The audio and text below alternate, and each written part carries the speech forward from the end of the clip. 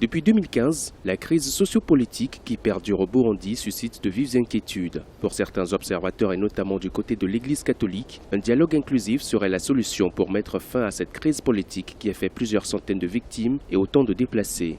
Les représentants du gouvernement, les membres de la classe politique et ceux de la société civile se rejettent les responsabilités.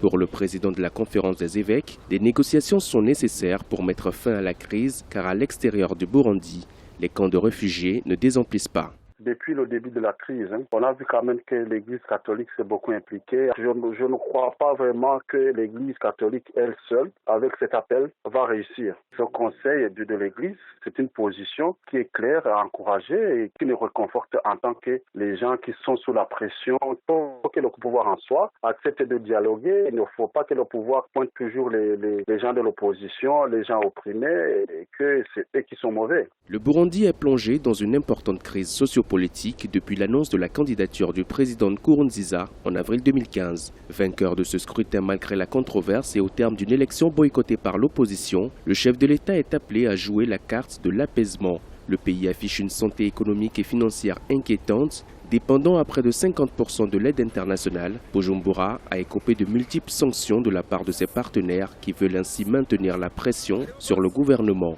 Mais pas si sûr que ces actions fassent plier Bujumbura. Il faut vraiment bien comprendre le message des évêques. Ils ne s'adressent pas au gouvernement parce qu'ils savent bien que le gouvernement a déjà ouvert ses portes, mais plutôt à certains acteurs politiques qui ne répondent pas à ce grand rendez-vous de dialogue inter-burundais. Alors, il y a un grand mouvement retour qui n'est pas cité et les chiffres qui sont avancés par le HCR sont des chiffres qui sont faux. Mais alors, le Burundi continue à demander à tous les Burundais qui se trouvent à l'extérieur pour qu'ils rentrent, parce que ça reste un sujet de très grande préoccupation, même s'il s'agissait d'un seul Burundais qui serait à l'extérieur. Selon le Haut Commissariat des Nations Unies aux réfugiés, près de 300 000 Burundais ont été contraints de fuir leur pays depuis avril 2015 à cause des violences récurrentes, notamment dans la capitale.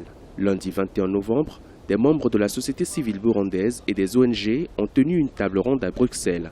Objectif, discuter de la situation des droits de l'homme au Burundi et exiger une réaction de la part de la communauté internationale.